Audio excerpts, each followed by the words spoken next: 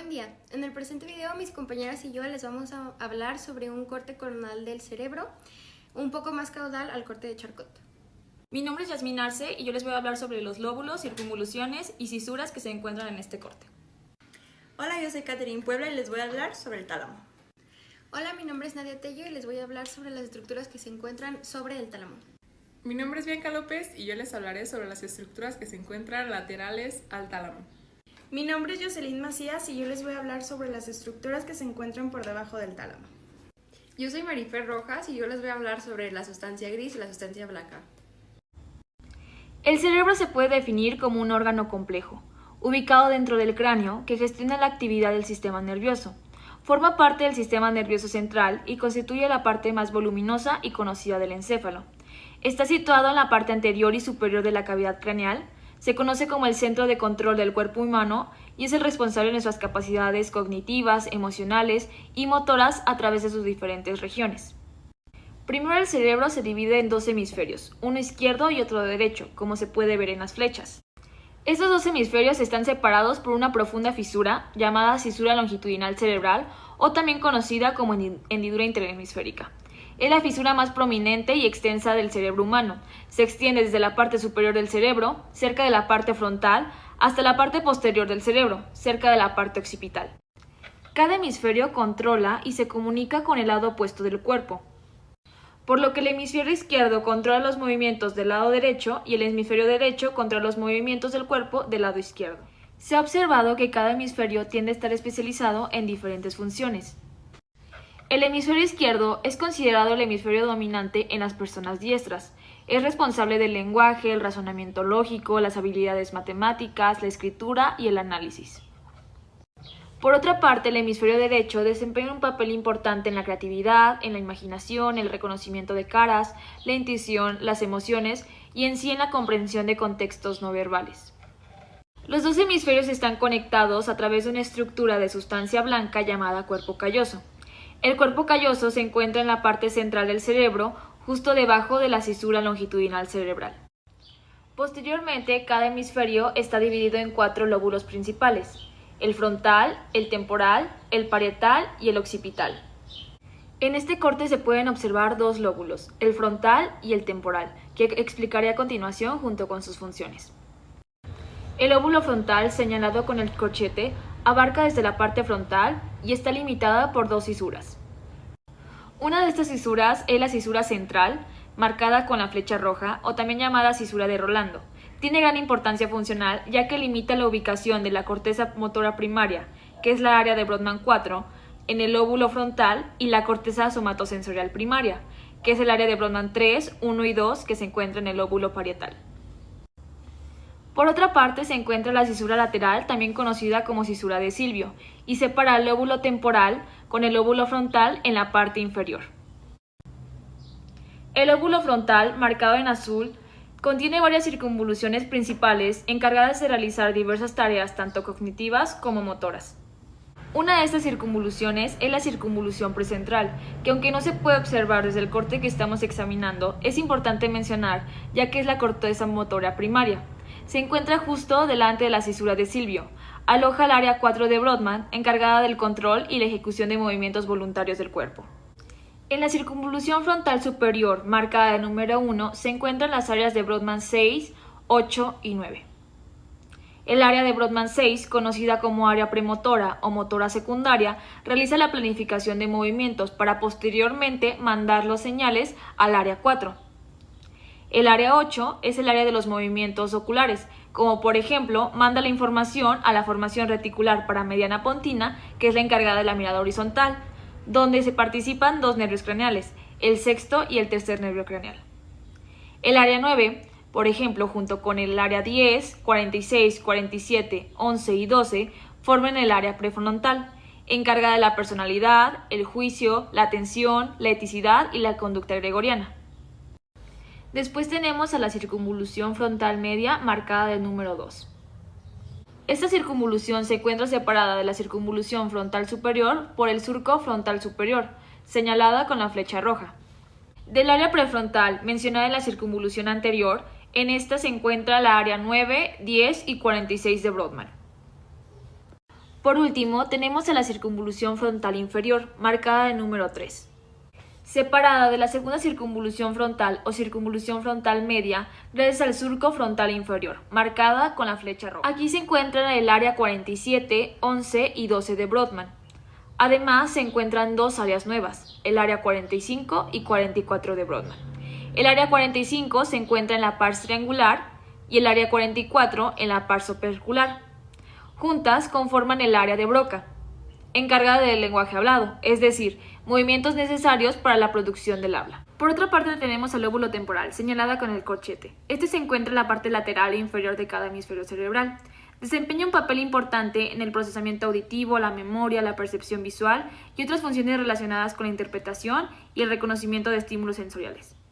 Las áreas de Brodmann que se encuentran aquí es el área de Brodmann 41 y 42, que son las áreas auditivas primarias, la área 22, que también es conocida como área de Wernicke, que su función principal es interpretar el lenguaje sensitivo, el área 38, que se encarga del reconocimiento de nombres propios, el área 21, 22 y 37, que se encarga de la asociación visual. Específicamente, el área 37 se encarga del reconocimiento de caras y la codificación visual. Otra de las estructuras que se pueden observar con gran detenimiento en este corte es la ínsula, que se encuentra rodeada por el lóbulo frontal, anteriormente el lóbulo parietal. Bueno, el tálamo. El tálamo es la región más grande y centro del diencéfalo. Comprende una zona ovoide de sustancia gris ubicados en ambos lados del tercer ventrículo, del cual forman las paredes laterales en la región más dorsal y posterior. Las zonas ovoides que constituyen el tálamo no son paralelas entre sí, sino que sus extremos anteriores más cercanos que sus extremos posteriores. Por lo tanto, el eje mayor del tálamo será oblicuo. La forma que tiene nuestro tálamo es la forma de un huevito y su extremo anterior forma parte del foramen intraventricular, mientras que su extremo posterior forma la llamada parte pulvinar. Observando los tálamos desde una vista superior, nos damos cuenta que están unidos por una sustancia llamada sustancia intertalámica. Esta adherencia no es una formación constante, sino que es una sustancia gris que contiene núcleos en su interior. La lámina medular interna divide el tálamo en una región anterior, media y lateral. En nuestro polo anterior se van a ubicar aquí los núcleos anteriores. En la región lateral vamos a encontrar la masa nuclear lateral y por la región medial la masa medial nuclear. Sumado que los núcleos se encuentran dentro de la lámina medular interna, llamada también intralaminares, tendríamos 4 grupos de núcleos aquí. Aunque la región periférica del tálamo se organiza en otro núcleo llamado reticular lateral que se encuentra separado por el tálamo por la lámina medular externa. El tálamo no tiene una forma constante ovoidal, pero existiría un polo anterior y otro posterior y por lo tanto las caras superior e inferior del tálamo se denominan dorsal y ventral respectivamente. De ahí derivan los nombres combinados que ahorita les voy a explicar. Muy bien, antes de seguir explicando quisiera decir que la palabra tálamo deriva del latín thalamus, la cual significa cama. Entonces, esto lo podemos relacionar como que la región dorsal estará cubierta de la cama, la región ventral es la base y la región posterior o más pulvinar del núcleo por su tamaño y volumen sería como nuestra almohada. Nuestra zona anterior del tálamo contiene los siguientes núcleos. Los núcleos anteriores, que son el dorsal, medial y ventral, que forman parte del sistema límbico. Estos participan en el procesamiento de emociones y en el mecanismo de nuestra memoria. Estos también van a recibir aferencias del hipotálamo a través del tracto mamilar talámico y también proyectan las eferencias a la corteza del cíngulo. En la zona medial del tálamo vamos a tener el núcleo paraventricular anterior y posterior, el núcleo romboidal y el núcleo de unión. La zona lateral del tálamo es la más extensa y está conformada por el núcleo lateral posterior y dorsal, núcleo ventral lateral, núcleo ventral anterior, núcleo ventral intermedio medial y lateral, el núcleo ventroposterolateral y el ventroposteromedial. Los núcleos ventral anterior y ventral lateral juegan un papel de procesamiento de información motora, ya que reciben aferencias del cuerpo y del cerebelo. Estos también proyectan a la corteza premotora y a la corteza motora primaria. Los núcleos ventroposterolateral y ventroposteromedial, estos van a participar en el procesamiento de información exteroceptiva y propioceptiva que proviene del territorio medular y del territorio cefálico. La zona posterior del tálamo contiene los núcleos pulvinar, el geniculado lateral y el geniculado medial. Estos van a constituir el metatálamo. Y la zona laminar del tálamo está conformada por los núcleos intralaminares, los cuales son el núcleo centromediano, el paracentral, el parafascicular, el centromedial lateral. Y la zona externa del tálamo contiene el núcleo reticular. Para criterios funcionales, nuestros núcleos se van a dividir en tres. Estas tres clasificaciones son los núcleos específicos, los núcleos de asociación y los núcleos inespecíficos. En la clasificación de núcleos específicos vamos a encontrar todos aquellos que reciben aferencias sensitivas o que establezcan circuitos bien definidos para procesar información sensitiva y motora, que luego se proyecta en la corteza cerebral. En esta clasificación vamos a encontrar a los núcleos geniculados laterales y mediales, ventrales posterolaterales, ventrales posteromediales, ventral anterior, ventral lateral y el núcleo anterior del tálamo. Hablando de los núcleos de asociación, estos tienen conexiones recíprocas con áreas de asociación cortical. Aquí encontramos al pulvinar, el núcleo lateral posterior y el lateral dorsal y el núcleo dorsomediano. En los inespecíficos, vamos a hacer esa clasificación para aquellos que establecen amplias conexiones con otros núcleos del mismo tálamo otras regiones del sistema nervioso. Aquí encontramos los intralaminares, los núcleos reticulares y los núcleos de la línea media del tálamo. Hablando de la clasificación funcional de nuestros núcleos del tálamo, vamos a tener al ventral anterior y el ventral lateral como motores, al ventral posterior, al núcleo geniculado lateral y el núcleo geniculado medial como sensitivos.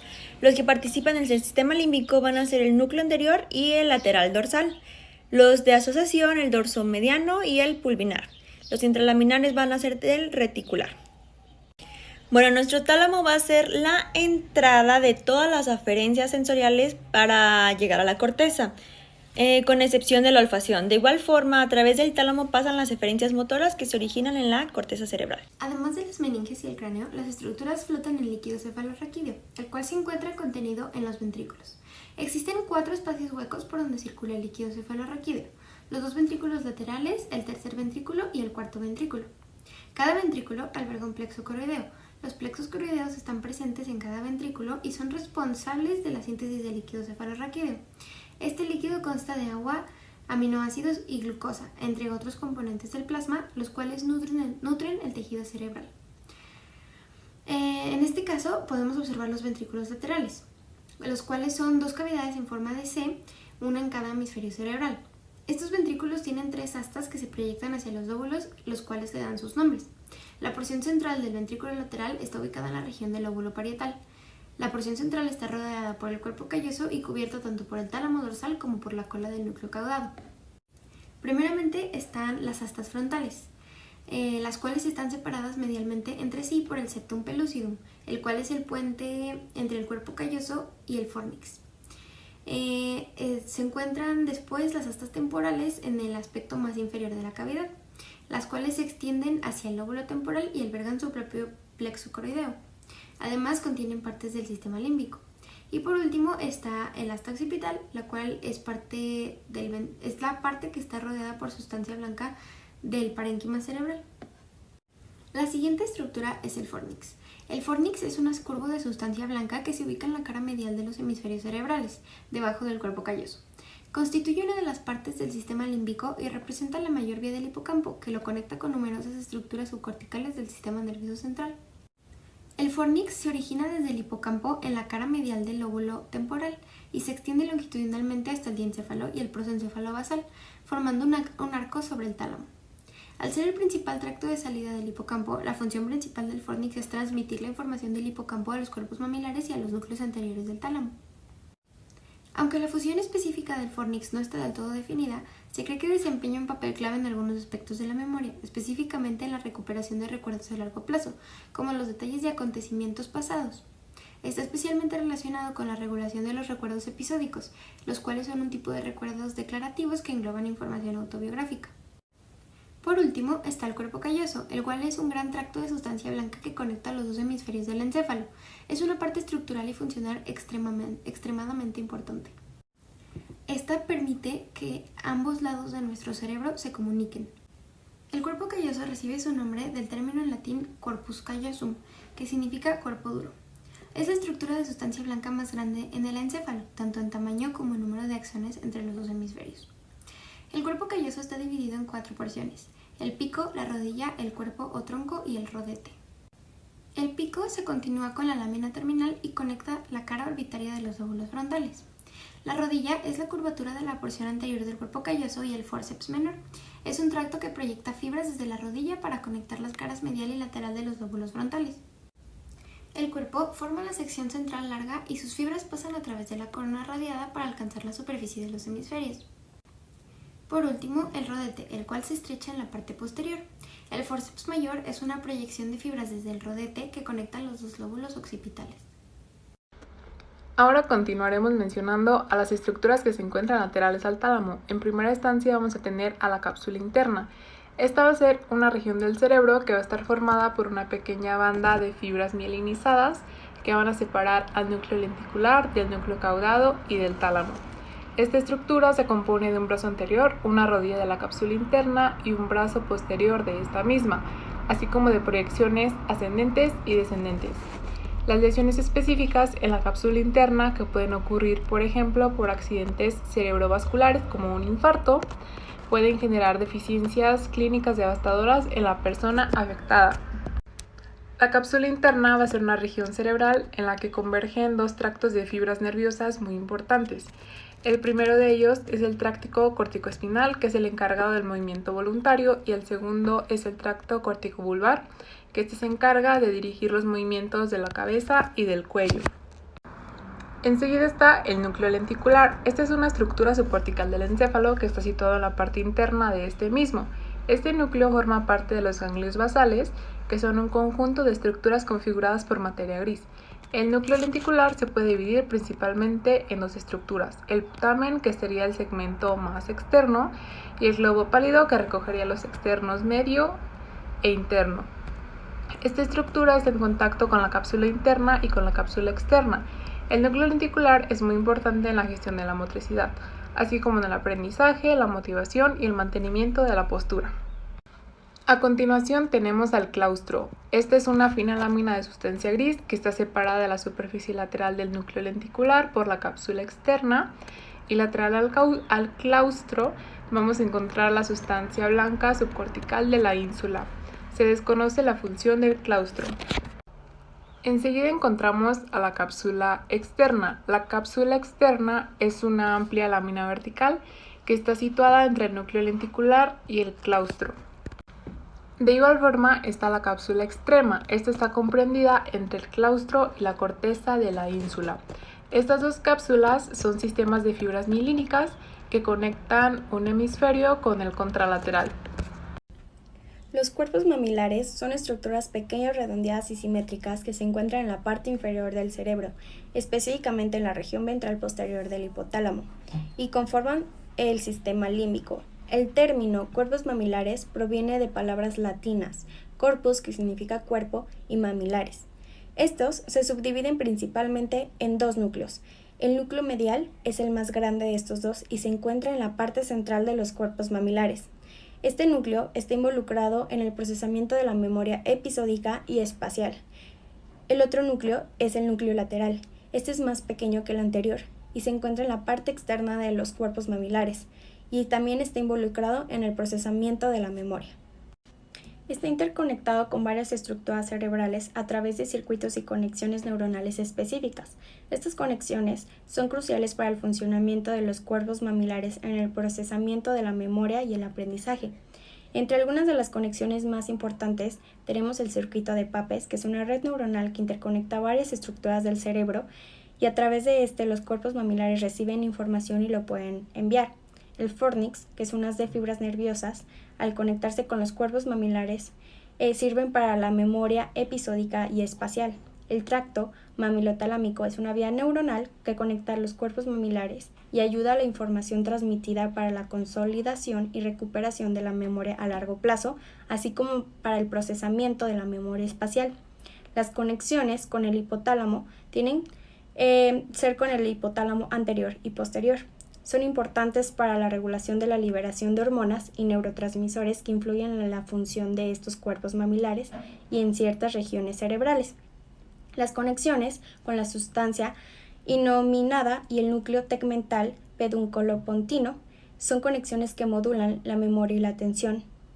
Las conexiones con el sistema reticular tienen conexiones indirectas con este y juegan un papel importante en la regulación de la conciencia, la atención y el estado de alerta. Así podemos decir que la memoria episódica nos ayuda a recordar eventos específicos en un tiempo y espacio, como recuerdos de experiencias y situaciones vividas. La memoria espacial nos ayuda a recordar información sobre nuestro entorno y orientarnos en él, permitiéndonos navegar y reconocer lugares sin ningún problema. La consolidación de la memoria es un proceso en el cual la memoria de corto plazo se convierte en memoria de largo plazo, almacenándolo y recordándolo en un futuro. El aprendizaje es un proceso mediante el cual adquirimos nuevos conocimientos. Los cuerpos mamilares están involucrados en distintos trastornos neurológicos. Algunos de ellos es enfermedad de Alzheimer, encefalopatía de Wernicke, hipoxia cerebral y síndrome de Korsakoff. Después tenemos al hipocampo, que es una de las estructuras más importantes del cerebro. Este se encuentra en el lóbulo temporal y va desde el hipotálamo hasta la amígdala. Su nombre proviene de la unión de los términos griegos hippos y campos, que significan caballo y monstruo, debido a su similitud a un caballito de mar. Una de las principales funciones del hipocampo consiste en la generación y recuperación de los recuerdos, por lo que interfiere en nuestro aprendizaje, ayudándonos a consolidar los conocimientos que vamos adquiriendo. Asimismo, actúa sobre nuestra memoria, particularmente sobre la memoria no declarativa, es decir, la encargada de evocar de forma consciente una determinada información o recuerdo concreto. Por ejemplo, va a ser el día de nuestras bodas. También podemos resaltar que el hipocampo está implicado en las emociones, debido a que nos genera un sentimiento en función del recuerdo que rememoremos. También interfiere en nuestra percepción del espacio, ya que participa de manera en que vemos los objetos y la distancia en la que se encuentran. Este se encuentra en estrecha relación con distintas regiones de la corteza cerebral a las que se les considera como sistema hipocámpico, en el cual se incluye la corteza perirrenal, entorrinal y parahipocámpica. Lo conforma la invaginación del giro parahipocampical, localizado en el cuerno inferior del ventrículo lateral, y consta de 3 regiones, los cuernos de Amon CA1 y CA3, el ileus y el giro dentado. En este existen en esencia 2 tipos de neuronas, las principales que son células piramidales e intrínsecas que son células polimórficas. Las personas que presentan un daño en el hipocampo, en especial en el hipocampo derecho, presentan problemas para la ubicación de objetos. La aparición de una patología en el hipocampo puede afectar de forma considerable el bienestar del paciente, así como el Alzheimer se posiciona como el padecimiento más frecuente capaz de dañar a dicha región cerebral, provocando pérdida de memoria y desorientación. Igualmente, otras enfermedades que se relacionan con una lesión en esta área, que son la epilepsia, la esquizofrenia, la amnesia global transitoria y el trastorno de estrés postraumático. El tercer ventrículo es la cavidad del sistema ventricular, situada en el diencéfalo, ocupada por el líquido cefalorraquídeo, que baña las estructuras del diencéfalo. Tiene funciones endocrinas, ya que permite la difusión de sustancias y hormonas que son filtradas al líquido cefalorraquídeo desde la sangre, a través de la eminencia media. Otra función sería mecánica, ya que amortigua los golpes o traumatismos que posiblemente dañan las estructuras neuronales. Este se limita hacia anterior con la lámina terminal, hacia posterior con la comisura posterior, el tallo del cuerpo pineal y la comisura venular. Las paredes laterales, que están conectadas por la adhesión intertalámica, limitan la superficie del tálamo e hipotálamo, con el surco hipotalámico entre ambos.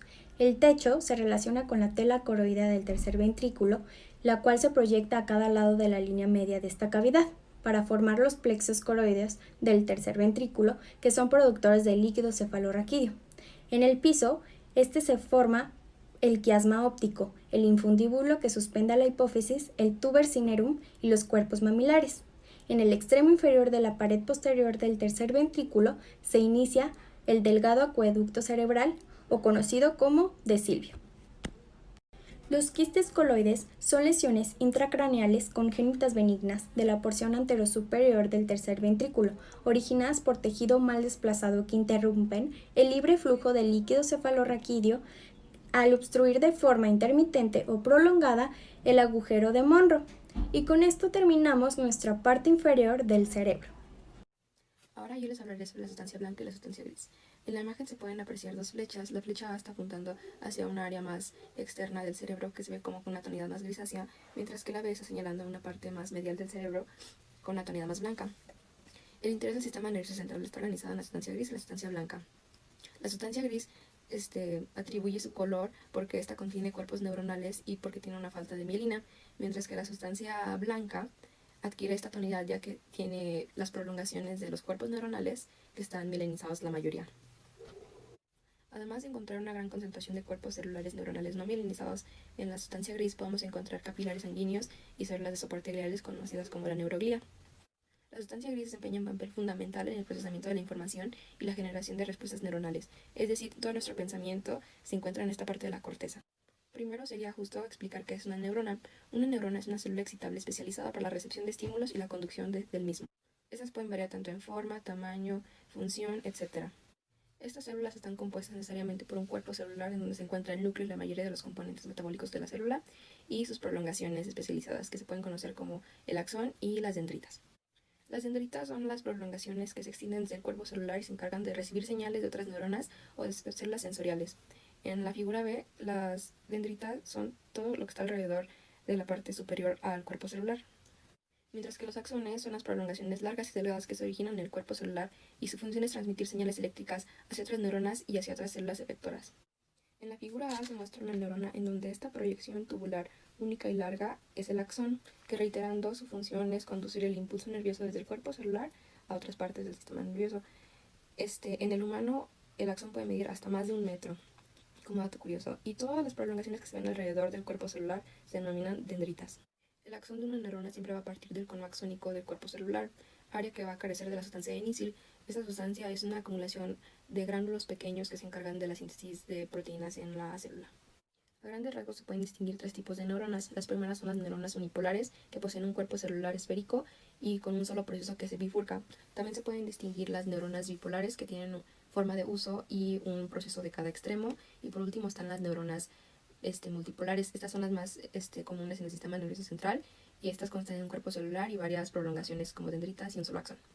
Por otro lado, también podemos encontrar células gliales en la sustancia gris. Esas son células que sirven de soporte y de nutrición para las neuronas y se encuentran rodeándolas. Existen varios tipos de neuroglía en los que se pueden identificar astrocitos, oligodendrocitos, microglía, células de Schwann y células ependimales. Los astrocitos son el tipo de neuroglía más común que podemos encontrar en el sistema nervioso. Su función principal es servir como una barrera hematoencefálica entre las prolongaciones y neuronas con los vasos sanguíneos. Los oligodendrocitos y las células de Schwann son las células especializadas en producir la mielina que va a rodear las prolongaciones. Los oligodendrocitos producen la mielina en el sistema nervioso central, que es el encéfalo y la médula espinal, mientras que las células de Schwann producen la mielina en el sistema nervioso periférico. La microglía es el principal tipo de célula inmune en el sistema nervioso, ya que protege el cerebro de infecciones y además repara el tejido dañado. Y por último tenemos a las células ependimales, que recubren los ventrículos cerebrales y el conducto central de la médula espinal. Una vez explicada la sustancia gris, podemos pasar a la sustancia blanca, que es la flechita B que está apuntando hacia el centro del cerebro. Esta se caracteriza por su color blanco debido a la alta presencia de mielina en las prolongaciones que se encuentran en esta área del cerebro. Recordemos que en la sustancia blanca se encuentran las prolongaciones de las neuronas, como el axón y las dendritas. ¿Y qué es la mielina? La mielina es una sustancia grasa que rodea los axones de las neuronas por una función de que el impulso nervioso se propague de manera más rápida y eficiente a otras neuronas y a otras partes del sistema nervioso. La sustancia blanca desempeña un papel fundamental en la transmisión de información a larga distancia dentro del sistema nervioso. Permite que se formen grandes redes de conexiones entre diferentes áreas del cerebro y de la médula espinal. Esto con una función de tener una comunicación y una integración de funciones complejas.